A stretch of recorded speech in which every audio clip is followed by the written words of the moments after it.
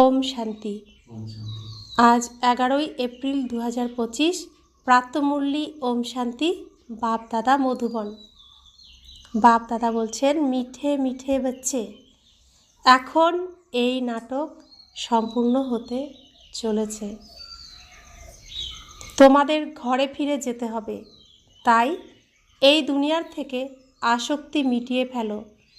ঘরকে এবং নতুন রাজ্যকে স্মরণ করো।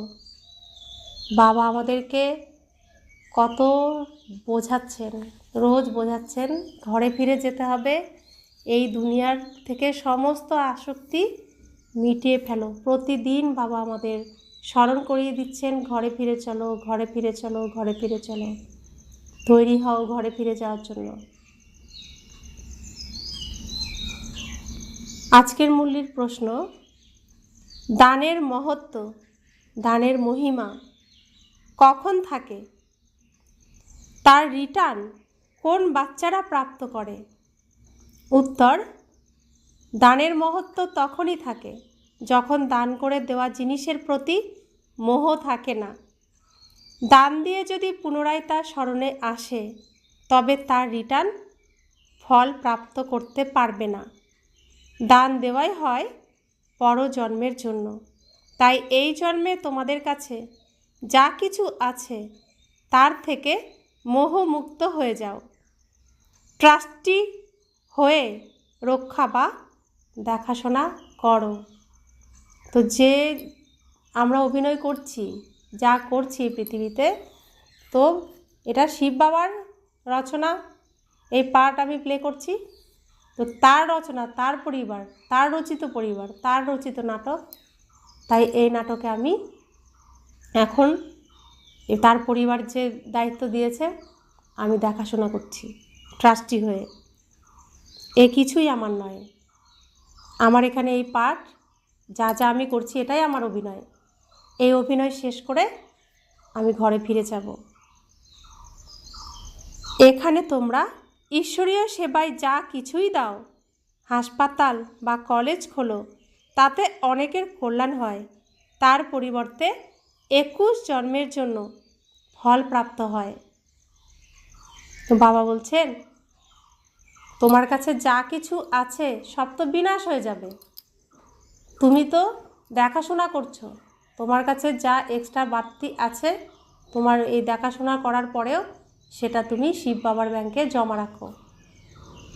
তো সেই জমা তুমি আবার এই সামনের যে নাটক, সেই নাটকে সব ফেরত পাবে। বাবা সব ফেরত দেবেন। কিন্তু দান দিয়ে কখনো বলো না যে আমি এত দিয়েছি, এত দিয়েছি, এত দিয়েছি। এটা তুমি দাওনি, এটা তুমি জমিয়েছ তোমার জন্য, এটা তুমি প্রাপ্ত করবে।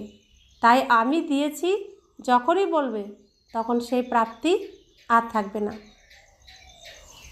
সেজন্য বাবা বলছেন, খুব বুদ্ধি দিয়ে, খুব অ্যাটেনশানে এই রাস্তায় চলতে হবে। এখানে যে যা করছে সব নিজের জন্য করছে, কারোর জন্য করছে না। তাই আমি করেছি এটা যখনই বলবে, তখনই সব প্রাপ্তি শেষ, আর পাবে না। ওম শান্তি। বাচ্চাদের কি নিজেদের ঘর এবং নিজেদের রাজধানী স্মরণে রয়েছে? এখানে যখন বসো, তখন বাইরের ঘর দুয়ার, কাজকর্ম ইত্যাদি চিন্তা আসা উচিত নয়। ব্যাস শুধু নিজের ঘরই স্মরণে আসবে, শান্তিধামই স্মরণে আসবে। এখন এই পুরানো দুনিয়ার থেকে নতুন দুনিয়ায় ফেরত যেতে হবে। এই পুরানো দুনিয়া সমাপ্ত হয়ে যাবে, আগুনে সব কিছু সাহা হয়ে যাবে। যা কিছু এই চোখে দেখছো, মিত্র সম্বন্ধীয় ইত্যাদি, এই সব কিছুই সমাপ্ত হয়ে যাবে। এই জ্ঞান বাবা আপনাদের বোঝান। বাচ্চারা, এখন তোমাদের নিজেদের ঘরে ফিরে যেতে হবে। নাটক সম্পূর্ণ হতে চলেছে। এ হলোই 5000 বছরের চক্র। জগৎ তো রয়েছেই অপরিবর্তিত। তো এই পৃথিবী তো পৃথিবীই থাকবে। যেমন এখন কি হলো, ভোর, কিছুক্ষণ আগে কি ছিল, অন্ধকার ছিল, আছে একরকম, পরিবর্তন হয়নি। এটা পরিবর্তনশীল, পরিবর্তন হয়, কিন্তু এটা শেষ হয় না, পৃথিবী শেষ হয় না, সিনের পরিবর্তন হয়। তা আমরা অভিনয় করছি, সিন চেঞ্জ হবে, এতে ভয় পাওয়ার তো কিছু নেই। এখন এই সিনে আছি, পরবর্তী সময় আরেকটা সিনে থাকবো। সিন আমরা ধরে রাখতে পারবো, সকালটাকে ধরে রাখতে পারবো? আমাদের হাতে কিছু আছে? ভয় কেন পাই তাহলে? তো বাবা বলছেন জগৎ তো রয়েছেই অপরিবর্তিত, কিন্তু তার আবর্তন করতে 5000 বছর লেগে যায়। যে সকল আত্মারা রয়েছে তারা সকলেই ফিরে চলে যাবে, এই পুরানো দুনিয়ায় সমাপ্ত হয়ে যাবে। অর্থাৎ এই রাত, কলিযুগের রাত, তারপরে যে ভোর হলো, এটাও সমাপ্ত হয়ে যাবে, এরপর দিন হতেই হবে। আমার আপনার ভাবনাতে কিছু আটকে থাকবে না, সৃষ্টির নিয়মে এটা চলতেই থাকবে। তো বাবা বলছেন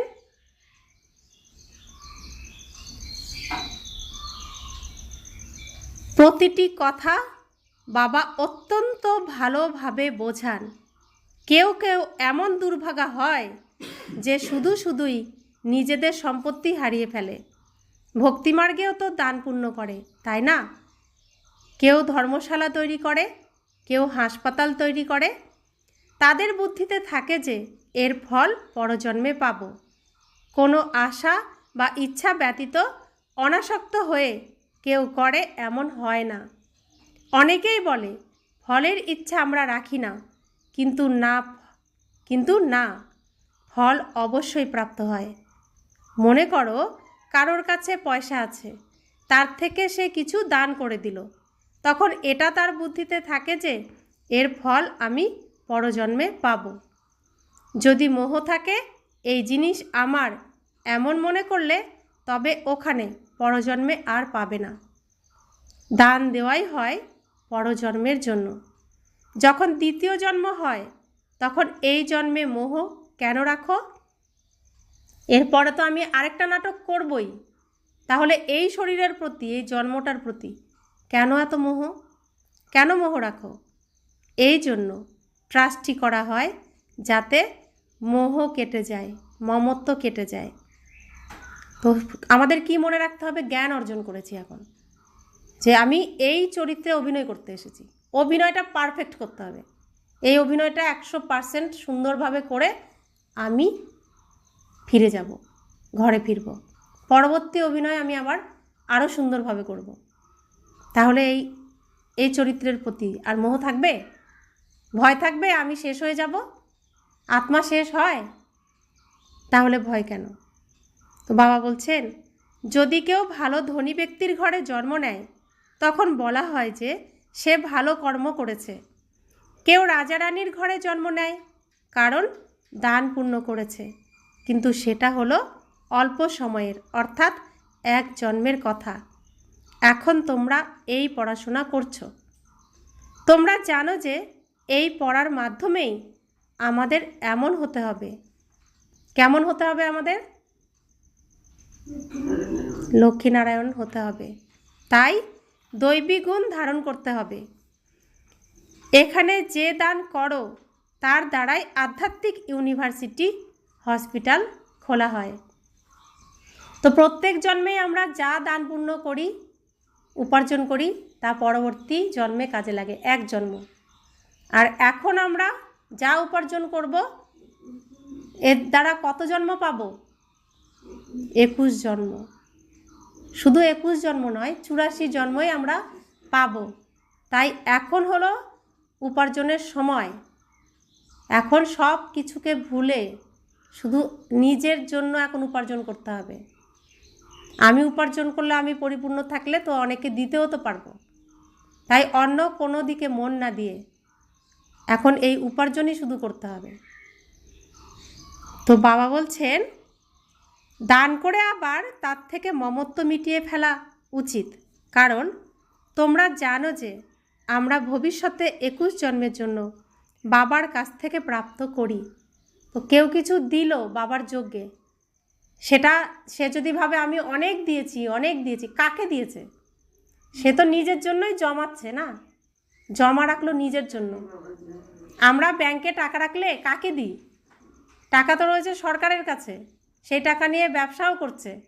কিন্তু আমি কি ভাবি যে আমি সরকারকে দিয়েছি? আমি কি ভাবি? ওটা আমি জমিয়ে রেখেছি। কার জন্য? আমারই জন্য। আমি আবার পাবো। ঠিক এখানেও যেটা দেব সেটা শিব বাবার ব্যাংকে জমা রেখেছি, সেটা আমি পাবো। এই মন দিয়েই করতে হবে সেবা। আর যদি আমি বলি আমি এখানে অনেক দিয়েছি, তো সেটা আর ফেরত পাবো না। তাই বাবা বলছেন যে দান করে আবার তার থেকে মমত্ব মিটিয়ে ফেলা উচিত। বাবা ঘরবাড়ি ইত্যাদি তৈরি করেন, এ হলো অস্থায়ী। তা না হলে এত সব বাচ্চা কোথায় থাকবে? সকলে দান করে শিব বাবাকে। তিনি হলেন ধনী, তিনি এনার দ্বারাই এসব করান। কার দ্বারা করাচ্ছেন? ব্রহ্মা বাবার দ্বারা করাচ্ছেন। তিনি নিজে করতে পারবেন? তার তো শরীর নেই, তাই ব্রহ্মা বাবার দ্বারাই তিনি সব করান। শিব বাবা রাজত্ব করেন না, স্বয়ং হলেন দাতা। তিনি স্বয়ংই হলেন দাতা। ওনার মোহ কিসের মধ্যে থাকবে? বাবা এখন শ্রীমত দেন যে মৃত্যু সামনে উপস্থিত। আগে তোমরা কাকে দিতে? তখন মৃত্যুর কোনো কথা ছিল না। এখন বাবা যখন এসেছেন তখন পুরানো দুনিয়ায় বিনাশপ্রাপ্ত হবে। তো আগে আমরা কাকে দিতাম?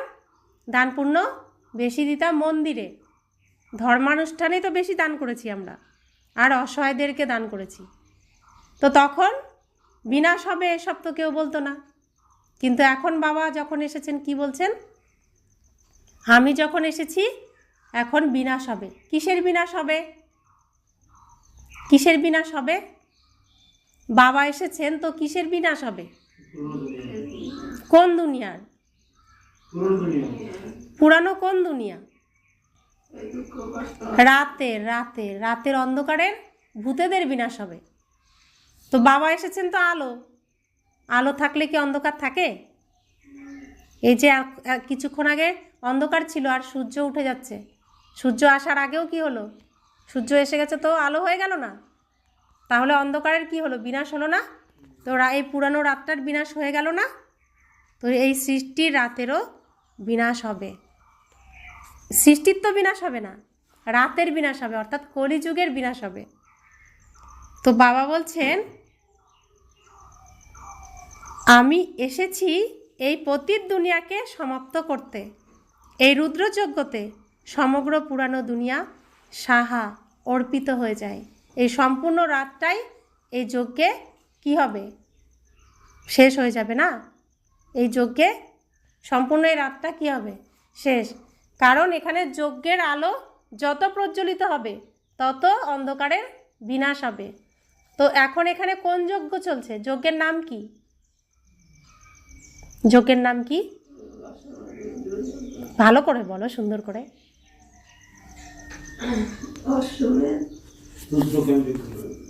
রাজস্ব অশ্বমেধ রুদ্র গীতা জ্ঞান যজ্ঞ, এই যজ্ঞের নাম।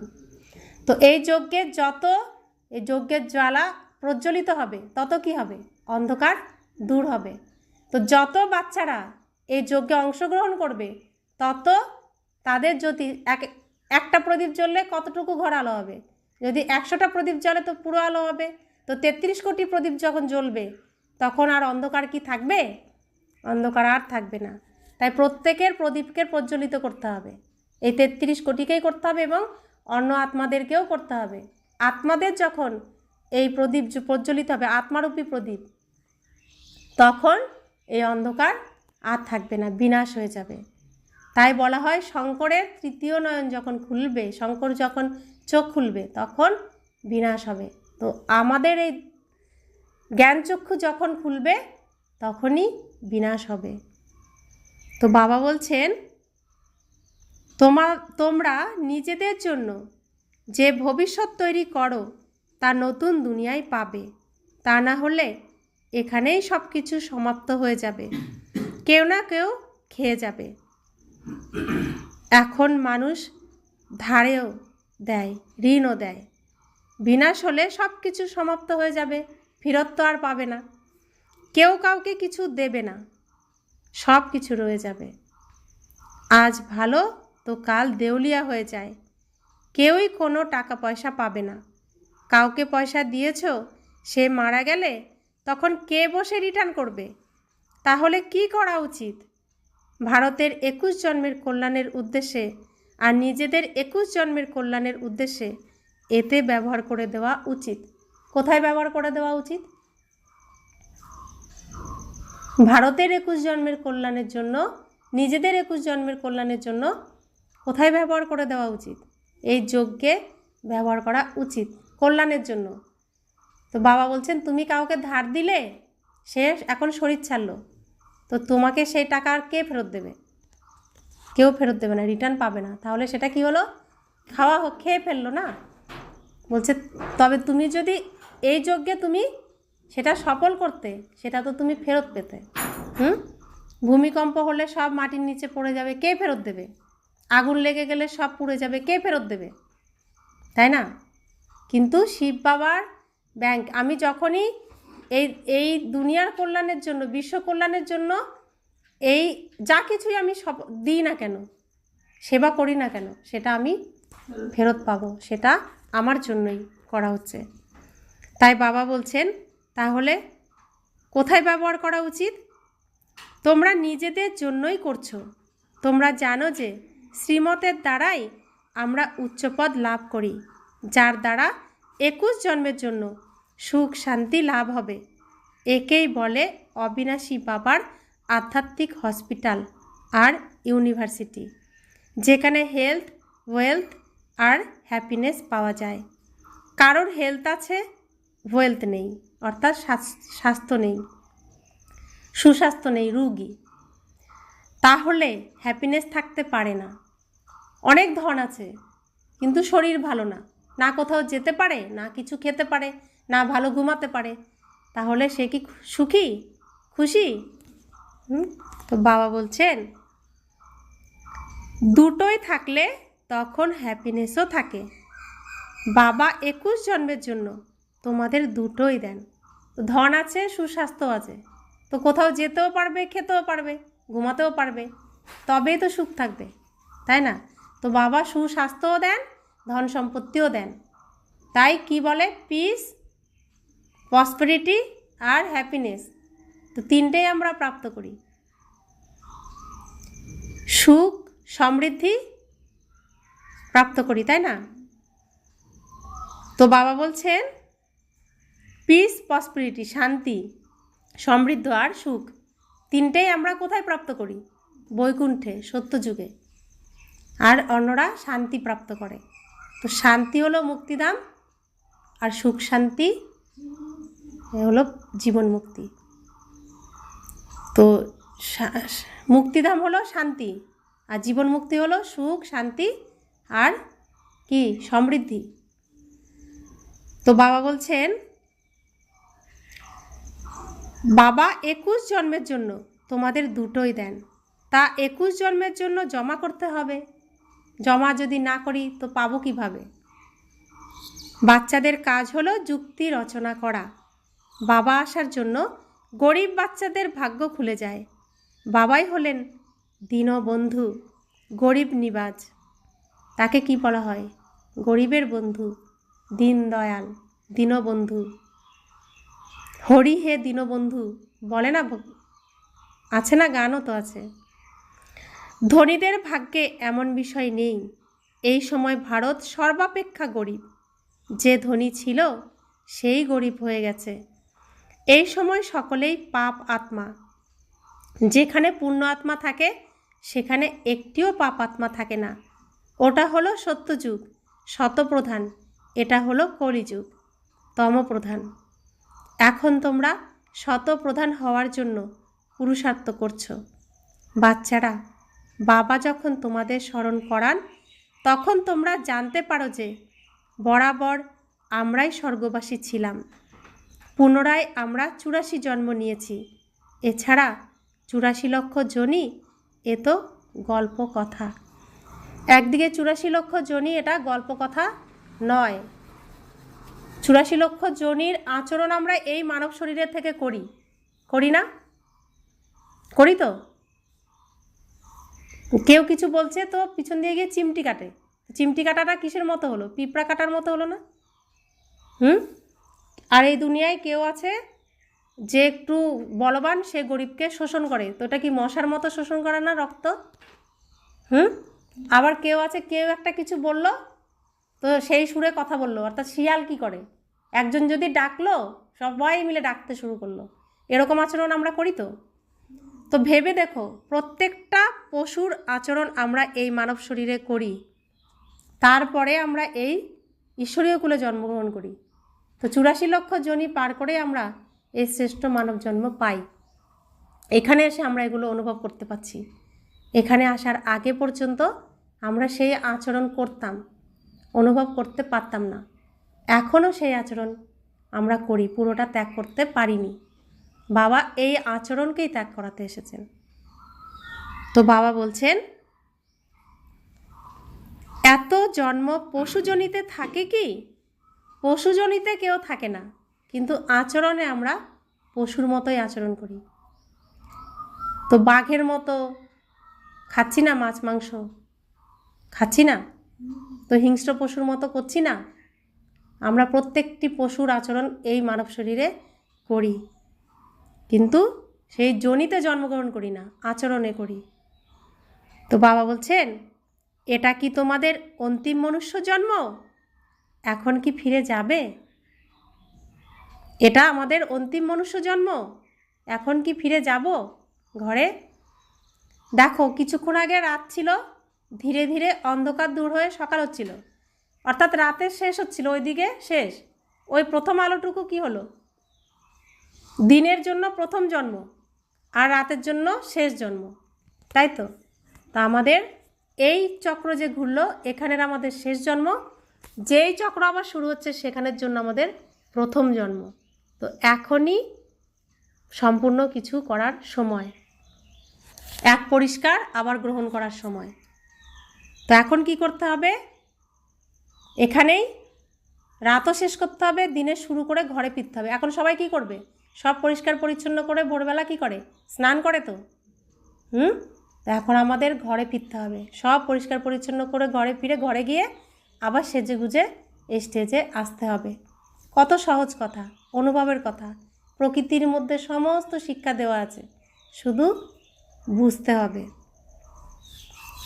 এখন বাবা বোঝান যে মৃত্যু সম্মুখে দাঁড়িয়ে রয়েছে, 40 থেকে 50 হাজার বছর আর নেই, মানুষ সম্পূর্ণ ঘন অন্ধকারে রয়েছে, তাই বলা হয় প্রস্তর বুদ্ধি।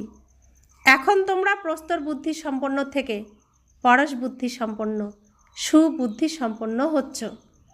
এই কথা কোনো সন্ন্যাসী ইত্যাদিরা বোঝাতে পারে কি?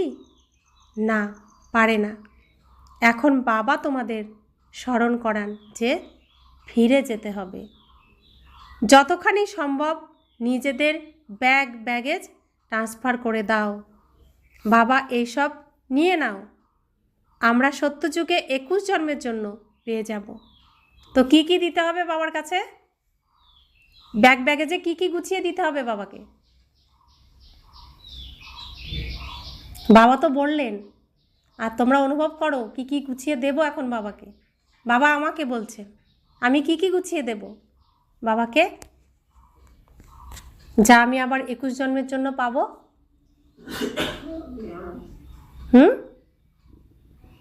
কি কি দিতে হবে বাবাকে?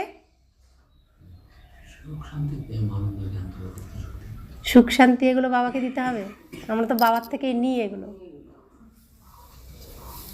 কি দেব আমরা যদি না জানি তাহলে করব কি? বাবা তো শেখাচ্ছেন যে ব্যাগেজ গুছিয়ে বাবাকে দিয়ে দাও, যা তোমরা 21 জন্মের জন্য পাবে। তো কিসের জন্য আমরা বাবার কাছে আসতে পারি না? কেন আমরা সময় মতো আসতে পারি না? যা যা কারণে আসতে পারো না সেইগুলোই বাবাকে দিয়ে দাও, তুমি ট্রাস্টি হয়ে থাকো। কিসের জন্য আসতে পারি না? দেহের জন্য আসতে পারি না, দেহের জন্য আসতে পারি না। দেহ খারাপ, শরীর খারাপ। কেন আসতে পারি না? বাড়িতে পরিবার আছে, তাদের জন্য কর্তব্য আছে, তাদের জন্য আসতে পারি না। তো প্রত্যেকটি দেখুন কি কি কারণে আসতে পারি না, সবটা এখন কাকে দিতে হবে? সব তোমার, পরিবার তোমার, এই দেহ তোমার, সম্বন্ধ সম্পর্ক সব তোমার, সব তুমি রাখো, চালানোর দায়িত্ব তোমার, এই শরীর দ্বারা তুমি চালাও, আমি আর নিজে কিছু করতে পারবো না। তো কি কি গুছিয়ে দিতে হবে বাবাকে ব্যাগের মধ্যে? কি কি দিতে হবে? এত শাস্ত্র পড়ে এসেছেন সবাই, এত শাস্ত্র জানেন, অথচ শাস্ত্রের আসল সার কথাই কেউ মনে রাখেন না। গীতার প্রথম কথার অধ্যায় হলো, সার কথাই হলো, দেহ সহ দেহের সমস্ত সম্বন্ধ সম্পর্ককে ভোলো। দেহকে ভোলো, দেহ ধর্মকে ভোলো, দেহের সম্বন্ধ সম্পর্ককে ভুলে যাও। এত শাস্ত্র আমরা শুনেছি, এত আমরা শ্রীকৃষ্ণের প্রেমিক, এত শ্রীকৃষ্ণের জন্য লড়াই করছি, শ্রীকৃষ্ণের জন্য এত পূজা অর্চনা করছি, অথচ তার প্রথম কথাই আমরা মনে রাখছি না। তো কেমন আমরা ভক্ত? আমরা কি ভক্ত? জ্ঞান তো পড়ে, ভক্তই তো হলাম না। তিনি যে বললেন দেহকে ভোলো, দেহের সমস্ত সম্বন্ধকে ভোলো, বুদ্ধির দ্বারা তুমি বধ করো, যদি তার কথা মনেই না রাখি তাহলে করব কিভাবে? তো সব কিছু এখন ব্যাগে ভরো আর বাবাকে দাও। তুমি শুধু নিজেকে তৈরি করো এখন। তো বাবা বলছেন, বাবা এইসব নিয়ে নাও, আমরা সত্যযুগে 21 জন্মের জন্য পেয়ে যাব। এই বাবাও, ব্রহ্মা বাবাও অনেক দান পুণ্য করতেন, ওনার খুব শখ ছিল। ব্যবসায়ীরা দানার্থে 2 পয়সা বের করে, বাবা 1 আনা বের করত। কেউ এলে যেন দরজা থেকেই খালি হাতে ফেরত না যায়। এখন ভগবান সম্মুখে এসেছেন, এ কথা কারোরই জানা নেই। মানুষ দান পুণ্য করতে করতে মারা যাবে, তখন কোথায় পাবে? পবিত্র তো হয় না, বাবার সঙ্গে প্রীতি রাখে না। বাবা আমাদের বুঝিয়েছেন যে যাদব আর কৌরবদের হলো বিনাশকালে বিপরীত বুদ্ধি, পাণ্ডবদের হলো বিনাশকালে প্রীত বুদ্ধি। ইউরোপবাসীরা সকলেই যাদব, যারা মুসল, মিসাইল ইত্যাদি বের করতে থাকে। শাস্ত্রে তো কি কি কথা লিখে দিয়েছে। ড্রামা প্ল্যান অনুসারে অসংখ্য শাস্ত্র তৈরি হয়েছে। তো ব্রহ্মা বাবা তার সংস্কার দান পুণ্য করতেন। কোন দান করতেন? এই যে সঙ্গম যুগে কি দান করছেন? গীতার জ্ঞান, বাবার কথা, বাবার জ্ঞানকে দান করছেন। তো এই যে দানের সংস্কার, এই সংস্কারে তিনি কি করতেন? তিনি যখন দেহের ভানে ছিলেন, দাপর যুগ কলিযুগে, তখন কোনো গরিব কেউ আসলে অন্যরা কি দিত? সামান্য অর্থ দিত, তিনি দিতেন 1 আনা। তো তিনি অনেক বেশি দান করতেন, কারণ তার সংস্কার দানের, তাই না? তাই এখানে বাবা বলছেন সব কিছু বুঝিয়ে। অন্য ব্যবসায়ীরা দিতেন 2 পয়সা, আর ব্রহ্মা বাবা দিতেন 1 আনা। মানে অন্য কেউ যদি 1 পয়সা দিত, ব্রহ্মা বাবা 1 টাকা দিত। তো ব্রহ্মা বাবা এইভাবে দান করতেন। তো বাবা আমাদেরকে সমস্ত কথা কত সুন্দর করে বোঝান। তো বাবা বলছেন যে শাস্ত্রে কি কি কথা লিখে দিয়েছে। তো ড্রামা প্ল্যান অনুসারে নাটকের সিন অনুযায়ী অনেক শাস্ত্র রচনা করা হয়েছে রাবণ রাজ্যে, দাপর যুগে। এখানে প্রেরণা ইত্যাদির কোনো কথাই নেই। প্রেরণার অর্থ বিচার। তো এখানে কোনো শাস্ত্র তৈরি হয় না, নতুন কিছু তৈরি হয় না। বাবা পুরো সিনেমাটা আমাদেরকে বলছেন যে এই সময় এটা করেছো, ওই সময় ওটা করেছো, ওই সময় ওটা করেছো, এটা এই নাটকের সিন ছিল। এখন এই নাটক সম্পূর্ণ হচ্ছে, তোমাদের আবার শুরুর থেকে যে অভিনয় করবে সেই রকম চরিত্রে তোমাদের এখন নিজেদেরকে সাজাতে হবে। তাই এখানে প্রেরণার কোনো কথা নেই। প্রেরণার অর্থ বিচার। তো বিচার করো। তো কলিযুগের সিন, শেষের দিকের সিন, সে তো শেষ হয়ে গেছে, আবার 5000 বছর পরে ওই সিন আসবে। এখন এই সিন নিয়ে আর ভাবনা চিন্তা করার দরকার নেই। এখন প্রথম যে সিন হবে নাটকের সেই সিন নিয়ে তোমরা ভাবনা চিন্তা করো আর নিজেদেরকে সেই সাজে সাজাও। বাবা বলছেন এখানে প্রেরণার অর্থ বিচার। এছাড়া বাবা কি প্রেরণার মাধ্যমে পড়ায়? না, তা পড়ায় না। বাবা বোঝান। ইনিও একজন ব্যবসায়ী ছিলেন। কে? ব্রহ্মা বাবা। অত্যন্ত খ্যাতনামা ছিলেন, সকলেই সম্মান করত। বাবা প্রবেশ করেন আর ইনি গালি খেতে শুরু করেন। শিব বাবাকে জানে না, না তাকে গালি দিতে পারে। তো শিব বাবা প্রবেশ করলেন ব্রহ্মা বাবার মধ্যে। ব্রহ্মা বাবার কী দোষ? শিব বাবাকে কেউ জানে না, ব্রহ্মা বাবাকে দেখে, তাই তিনি গালি খেতেন। ব্রহ্মা বাবাই তো গালি খেতেন, ব্রহ্মা বাবার কী দোষ? তিনি তো কত সম্মান পেতেন, রাজাদের সাথে তার ব্যবসা ছিল। তো বাবা বলছেন, তো কৃষ্ণ তো বলে আমি মাখন খাইনি, তাই না? ইনিও বলেন যে কাজ তো সব কিছু বাবা করে, আমি কিছুই করি না। জাদুকর তো তিনি, আমি কি জাদুকর? না, তা নয়। কিন্তু শিব বাবাকে তো কেউ জানে না, কেউ দেখেও না। এখানেও যা কিছু করছেন কে করছেন? শিব বাবা করছেন, আমরা কিছু করছি না। যা করছেন তিনিই করছেন। এই ঘটনায় শাস্ত্রে বর্ণনা করা হয়েছে শ্রীকৃষ্ণকে যশোদা মা শাসন করছেন। নগরবাসীদের ঘরে গিয়ে শ্রীকৃষ্ণ মাখন চুরি করে খেয়েছে। তো অনেকেই অভিযোগ করেছে।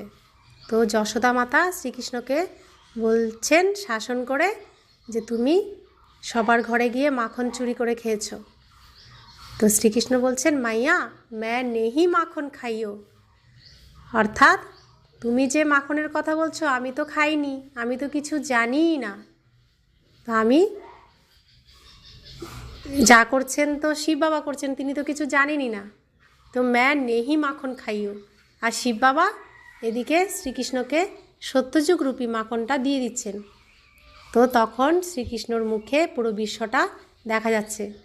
তো শিব বাবা দেখিয়ে দিয়েছেন যশোদা মাতাকে যে সম্পূর্ণ বিশ্বের সত্যযুগরূপী মাখন, সম্পূর্ণ বিশ্বরূপী মাখনটা শ্রীকৃষ্ণ নিচ্ছে।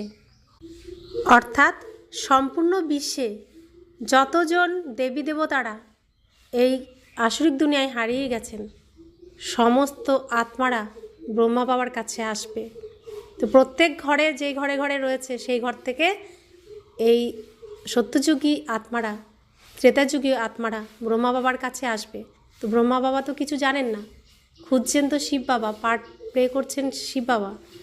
তো সামনে ব্রহ্মা বাবাকে দেখা যাচ্ছে, তাই ব্রহ্মা বাবাকে সবাই গালি দিয়েছে, ব্রহ্মা বাবার প্রতি অভিযোগ এনেছে। তো তিনি সম্পূর্ণ বিশ্ব থেকে এই দেবী দেবতা যারা হবে তাদেরকে যে নিয়ে আসছেন, এটাকেই বলছে যে তুমি সবার ঘরে ঘরে গিয়ে মাখন চুরি করেছো, আবার নারী চুরি করেছো, পোশাক চুরি করেছো। অর্থাৎ দেহরূপী পোশাককে, অর্থাৎ সমস্ত দেহগুলোকে নিয়ে এসে তিনি পরিবর্তন করাচ্ছেন, এটা পোশাক চুরি। যমুনার তীরে, অর্থাৎ এই যে বিষের যে সাগর, বিষের যে নদী, সেখান থেকে এই দেহরূপী বস্ত্রগুলোকে নিয়ে আসছেন, এনে তিনি সবার বস্ত্র কী করছেন? পরিত্যাগ করাচ্ছেন। সমস্ত আত্মাকে তার আত্মার পরিচয় দিচ্ছেন, তো বস্ত্র হরণ করে নিচ্ছেন। আর সমস্ত নারীরা এসেছেন যারা মহারানী হয়েছেন। তো এই ঘটনাকেই শাস্ত্রে বিভিন্নভাবে বর্ণনা করা হয়েছে। প্রথম বর্ণনা হয়েছে মাখন চুরির, দ্বিতীয় বর্ণনা হয়েছে শাড়ি চুরির, তৃতীয় বর্ণনা হয়েছে নারী চুরির। তো এটাই শাস্ত্রে কত কিছুই না লিখে দেওয়া হয়েছে। আর শ্রীকৃষ্ণ বলছেন ম্যা নেহি মাখন খাইও, আমি তো মাখন খাইনি। আর শিব বাবা দেখিয়ে দিচ্ছেন যে সত্যযুগ রূপী সমস্ত মাখন শ্রীকৃষ্ণ খেয়েছেন। তো বিশ্বরূপকে দেখানো হয়েছে। তো বাবা বলছেন শুধু শুধুই এনাকে গালি দিয়ে দেয়। আমি কাউকে তাড়িয়ে দিয়েছি কি? কাউকে বলিনি যে তুমি পালিয়ে চলে এসো, আমি তো ওখানেই ছিলাম। এরা নিজেরাই পালিয়ে এসেছে। কারা কারা পালিয়ে এসেছে? ওই যে 300 জন যজ্ঞে এসেছিলেন না, ঘর সংসার ত্যাগ করে। তো তাদের জন্য তো ব্রহ্মা বাবাকে অনেক গালি খেতে হয়েছে যে অনেক নারীদের নিয়ে তিনি পালিয়ে এসেছেন। তো এ শাস্ত্রে এটা কি বলছে? নারী চোর বলছে না, নারী চোর বলছে না, রানীদের ভাগিয়ে নিয়ে চলে এসছে। তো ব্রহ্মা বাবা বলছেন আমি তো কিছুই করিনি, আমি তো ওখানেই ছিলাম, ওরা তো নিজেরাই চলে এসেছে। তো নিয়ে এসছেন কে? শিব বাবা। আর দোষ পড়েছে কার? ব্রহ্মা বাবার। তো বাবা বলছেন শুধু শুধুই দোষ দিয়েছে, কত গালি খেয়েছে, কি কি কথা শাস্ত্রতে লিখেছে, এসব কথাগুলোই তো শাস্ত্রতে লেখানো হয়েছে। বাবা বোঝান এ আবারও ঘটবে। কোন সময় ঘটবে?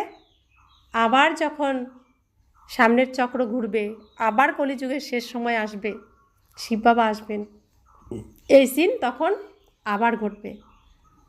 এসব হলো জ্ঞানের কথা। কোনো মানুষ কি এমন করতে পারে? না, পারে না।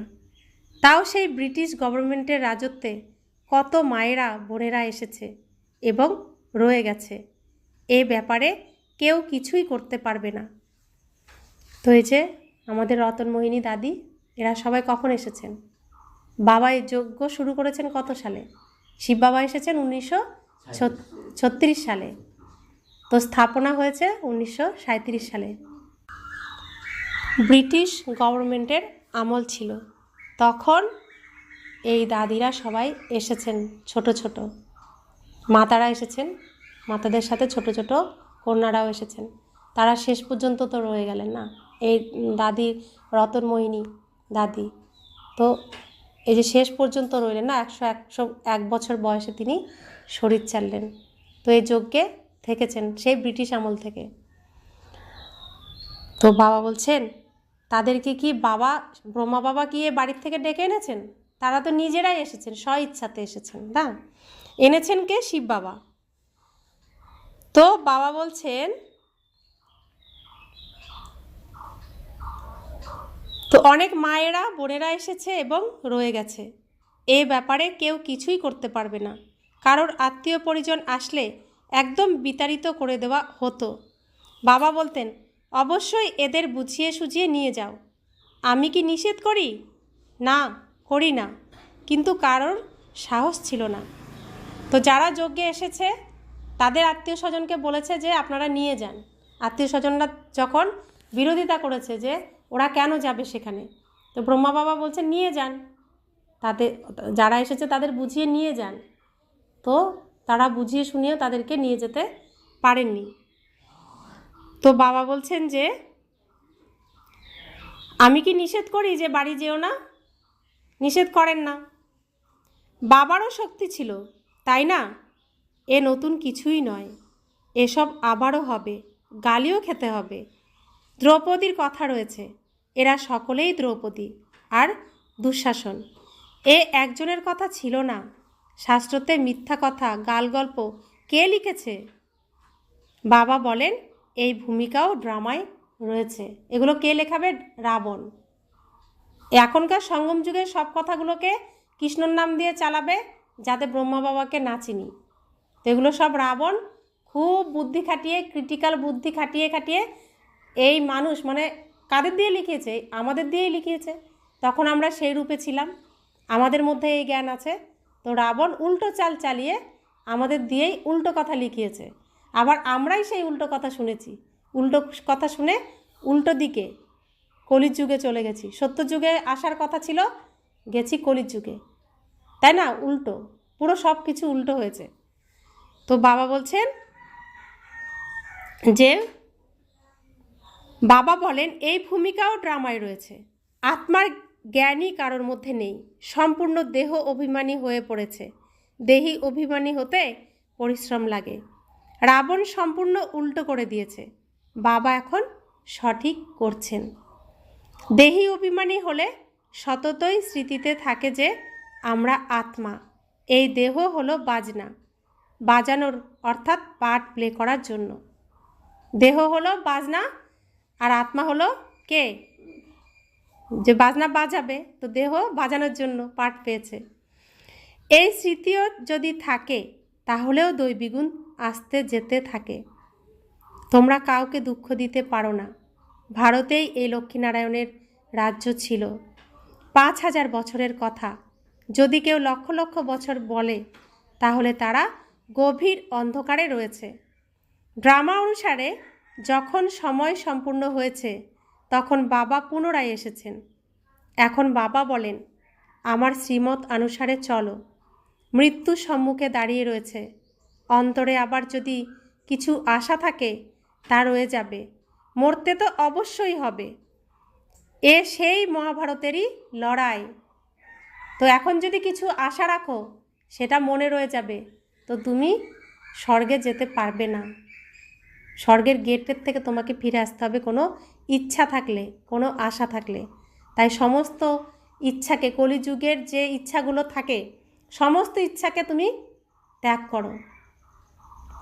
যদি এই যে এখন লৌকিকে কি হয়, সারা রাত ধরে অনুষ্ঠান করে, তোমার যদি এরকম ইচ্ছা থেকে সারা রাত অনুষ্ঠান করবো আর দিনের বেলা ঘুমাবো, তাহলে কেমন হবে? উচিত কি রাতে রেস্ট নেওয়া, ঘুমানো, দিনের বেলা কর্ম করা। তো আমরা উল্টো করি, আর দিনের যা ভোগ করার কথা সেটা করতে পারি না। তাই বাবা বলছেন রাতের এই ইচ্ছাগুলোকে দমন করো। রাতেরটা রাতেই করো, দিনেরটা দিনেই করো।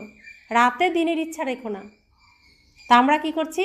প্রত্যেকে এখন আশা সত্যযুগের সুখ এখানে পাবো, সেটা তো সম্ভব নয়। তাই সব ইচ্ছাকে দমন করো। তো বাবা বলছেন যত নিজের কল্যাণ করতে পারবে ততই ভালো, তা না হলে তোমরা খালি হাতে যাবে। সমগ্র দুনিয়া খালি হাতেই যাবে।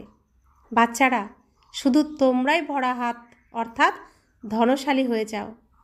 এটা বোঝার জন্য বিশাল বুদ্ধির প্রয়োজন। আমরা উপার্জন করছি কারা? যারা সনাতন ধর্মে ছিলাম, যারা হিন্দু হয়ে গেছি, আমরা আবার এই হিন্দুর থেকে সনাতন ধর্মে ফিরছি আর উপার্জন করছি। আমরা এই উপার্জন করছি, আমরা ত্যাগ করছি এই দুনিয়ার সমস্ত কিছুকে, সমস্ত ইচ্ছাকে। বাবার থেকে সমস্ত ধন সম্পদ আমরা উপার্জন করছি, আমাদের কাছ থেকেই আবার ওরা কেড়ে নেবে। কারা? যারা এখন উপার্জন করছে না, কাঙাল। তারা কাঙাল থাকবে, তারা এসে আমাদের থেকে ছিনিয়ে ছিনিয়ে নিয়ে নিজেরা তারপরে ধনী হবে। আমাদের রাজ্য, আমাদের রাজত্ব সব কারা কেড়ে নেবে? দেখো কত সুন্দর নাটক, বোঝার মতো। তো আমরা উপার্জন করছি, আমাদের থেকেই সবাই প্রাপ্ত করবে, আর অন্যরা উপার্জন করছে না, তারা এসে ডাকাতি করবে, ছিনিয়ে নেবে। তো দাপর যুগে সোমনাথ মন্দির নির্মাণ করেছেন রাজা বিক্রমাদিত্য, প্রথম সোনার মন্দির, শিব মন্দির। আর এটাকে লুট কে করেছে? লুট করেছে মোহাম্মদ গজনবী নামে একজন 17 বার, অন্যান্যরাও করেছে। তো তারা তো কাঙাল, তারা তো উপার্জন করছে না, তা আমাদের কাছ থেকে লুট তরাজ করবে, লুট করবে, লুট করে নিজেরা ধনী হবে। তো বাবা বলছেন এগুলো বোঝার জন্য বিশাল বুদ্ধির প্রয়োজন। কত ধর্মের মানুষ আছে, প্রত্যেকেই নিজের নিজের পার্ট প্লে করে, একের ভূমিকা অন্যের সঙ্গে মেলে না। সকলেরই নিজের নিজের ফিচার্স, মুখাবয়ব রয়েছে। কত রকমের ফিচার্স, কত রকমের মুখ, এ সবই ড্রামায় নির্ধারিত। বিস্ময়কর কথা, তাই না? এখন বাবা বলেন নিজেকে আত্মা নিশ্চয় করো। আমরা অর্থাৎ আত্মারা 84 জন্ম পরিক্রমা করি। আমরা অর্থাৎ আত্মারা এই ড্রামার অ্যাক্টর। এর থেকে আমরা বেরিয়ে যেতে পারি না, মোক্ষ কেউ পেতে পারে না, তাই চেষ্টা করাও বৃথা। ড্রামার থেকে কেউ বেরিয়ে যাবে বা অন্য কেউ যুক্ত হয়ে যাবে এমন হতে পারে না। এত এত জ্ঞান সকলের বুদ্ধিতে থাকতে পারে না। সারাদিন এমনভাবে জ্ঞানের রোমন্থন করতে হবে, এক মুহূর্ত আধা মুহূর্ত এক জ্ঞান স্মরণ করো আর এর বৃদ্ধি করতে থাকো। 8 ঘন্টা অবশ্যই স্থূল সার্ভিস করো, আরামও করো, আর এই আধ্যাত্মিক গভর্নমেন্টের সার্ভিসেও সময় দাও। তোমরা আসলে নিজেদের সেবাই করছো, এটাই হলো মুখ্য কথা। স্মরণের যাত্রায় থাকো, এছাড়া জ্ঞানের মাধ্যমেই উচ্চপদ পেতে হবে। নিজেদের স্মরণের সম্পূর্ণ চাট রাখো। জ্ঞান তো সহজ। বাবার বুদ্ধিতেও রয়েছে যে আমি এই মনুষ্য সৃষ্টির বীজ রূপ, এর আদি মধ্য অন্তকে জানি। আমরাও বাবার সন্তান। বাবা কথা বুঝিয়েছেন যে কিভাবে এই চক্র আবর্তিত হয়। ওই স্থূল উপার্জনের জন্য তো তোমরা 8 থেকে 10 ঘন্টা দাও, তাই না? ভালো গ্রাহক পেয়ে গেলে রাতেও কখনো হাই ওঠে না। হাই তুললে বোঝা যায় যে এ ক্লান্ত, বুদ্ধি বাইরে কোথাও বিচরণ করছে। তো বাবা বলছেন, তোমরা যখন স্থূল উপার্জন করো, তো গ্রাহক যদি তোমার থাকে, তোমার গ্রাহকের চাহিদা থাকে, তখন তুমি রাতেও না ঘুমিয়েও তুমি সেই গ্রাহকের চাহিদা পূরণ করো, তখন তোমার নিদ্রা আসে না। তো শুধুমাত্র কিছু উপার্জন, কিছু সময়ের উপার্জনের জন্য, আর এই উপার্জন তোমার সামনে প্রত্যেকটা জন্মের জন্য, 21 জন্মের জন্য তো অবশ্যই। তাহলে এখানে কেন তোমার হাই ওঠে, ক্লান্তি আসে? তাও এখানেও তো তোমাকে নিদ্রাকে জয় করে উপার্জন করতে হবে।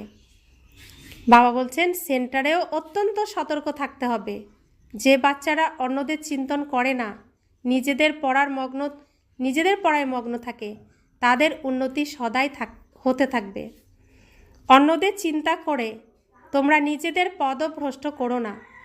Here no evil, see no evil, talk no evil, do no evil. কেউ ভালোভাবে না বললে তা এক কান দিয়ে শুনে অন্য দিক দিয়ে বের করে দাও। তো বাবা বলছেন, মন্দ কিছু ভেবো না, মন্দ কিছু দেখো না, মন্দ কিছু শুনো না, মন্দ কিছু করো না। কেউ যদি কিছু বলে এক কান দিয়ে শুনে অন্য কান দিয়ে বের করে দেবে। সদা নিজেকে দেখতে হবে নাকি অন্যদের দেখতে হবে? সদা নিজেদের দেখতে হবে নাকি অন্যদের? নিজেদের পড়াশোনা ছেড়ে দেওয়া উচিত নয়। অনেকেই এমন রয়েছে যারা অসন্তুষ্ট হয়ে যায়, আশা বন্ধ করে দেয়, পুনরায় আসতে থাকে। না আসলে যাবে কোথায়? স্কুল তো একটাই। নিজেদের পায়ে কুড়োল মারা উচিত নয়। নিজেদের পড়ায় মগ্ন থাকো, অত্যন্ত খুশিতে থাকো। ভগবান পড়ায়, আর কি চাই? ঈশ্বর আমাদের বাবা, শিক্ষক, সদ্গুরু। ওনার সঙ্গেই বুদ্ধির যোগসূত্র স্থাপন করতে হয়। তিনি হলেন সমগ্র দুনিয়ার নম্বর 1 প্রিয়তম, যিনি তোমাদের নম্বর 1 বিশ্বের মালিক বানান। বাবা বলেন, তোমাদের আত্মা অত্যন্ত অপবিত্র, উড়তে পারে না, ডানা কেটে গেছে। রাবণ সকল আত্মাদের ডানা কেটে দিয়েছে। শিব বাবা বলেন, আমি ছাড়া আর কেউ পবিত্র করতে পারে না। সব একটারা এখন এখানে বৃদ্ধিপ্রাপ্ত হতে থাকে, ফিরে কেউই যায় না। তো রাবণ আমাদের ডানা কিভাবে ছেটে দিয়েছে? এই শাস্ত্রের মাধ্যমে উল্টো দিকে ঘুরিয়ে দিয়েছে আর ডানা কেটে দিয়েছে। বাবা এসে এখন আমাদের সেবা শুশ্রূষা করে সেই ডানাকে আবার বৃদ্ধি করাচ্ছেন, ওড়ার জন্য আমাদের চিকিৎসা করছেন। अच्छा, मीठे मीठे सिखिला दे बच्चों प्रति माता पिता बाप दादा का याद प्यार और गुड मॉर्निंग। रूहानी बाप की रूहानी बच्चों को नमस्ते।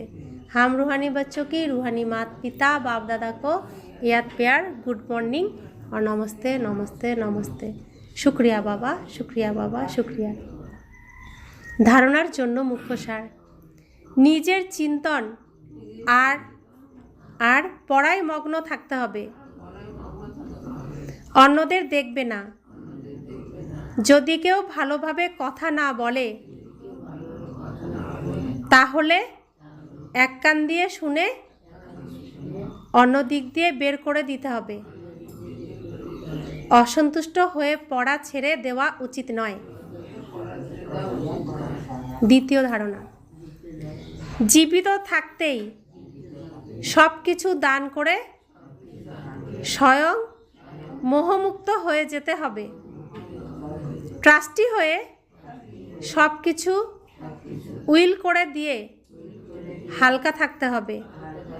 দেহি অভিমানী হয়ে সমস্ত দৈবী গুণ ধারণ করতে হবে। বরদান, ভিন্নতাকে দূর করে ঐক্য